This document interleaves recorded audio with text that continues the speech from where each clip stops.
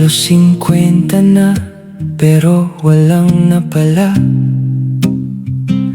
Walang medalya, walang tahanan, walang pamilya.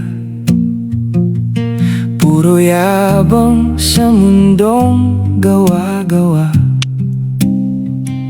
Isang pangalang hindi naman talaga siya. Sa social media, milyonaryo ang dating. May kotse, may yate, buhay ay makinang.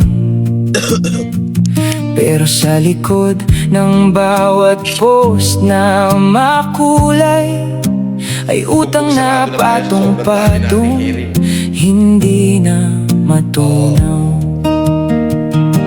Nabubuhay sa likes at sa awa ng iba. Sa bawat donasyon, konting hinga. Pero gabi-gabi may bumubulong. Hanggang kailan ka magpapanggap ngayon? Hari sa kasinungalingan, pero talunan sa katotohanan. Nakakulong sa sariling gawa, maskarang di na mahubad pa. Sigaw ng yabang sa harap ng mundo, pero tahimik ang luha sa likod nito. Kung sino ka man sa salamin, hindi mo na rin kilala ngayon. Dalawang beses nang nakulong ang pangalan. Mga kaso'y parang multong di matakasan. Ngayon ay malaya, pero piyansa lang.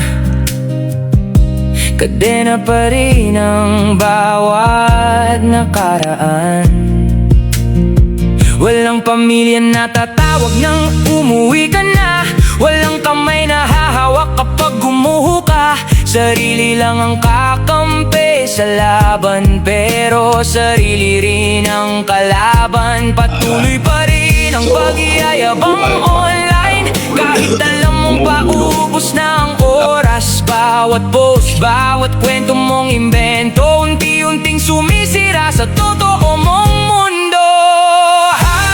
Sa kasinungalingan, pero talunan sa katotohanan. Nakakulong sa sariling gawa, maskarang di na mahubad pa. Dahil wala naman silang kinalaman sa akin pero kinakaladkad sila ng aking kinakaladkad sila nung sino ka man sa salamin, hindi mo na rin kilala.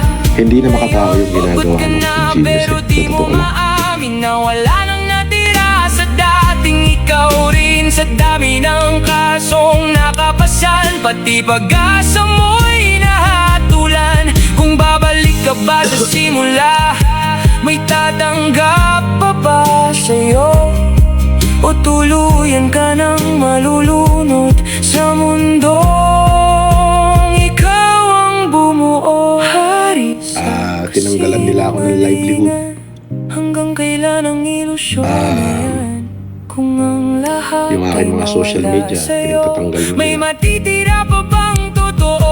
Sigaw ng puso na sugatan sa bigat ng kasalanan. Kung ito na ang huli mong laban, piliin mo na ang katotohanan. Ako ay Halos as in bro. Kung makikita nyo sa wakas, ay harapin mo na kung sino palipat-lipat ho ako ng bahay. At dahil sa ginawa nila sa akin. Oh.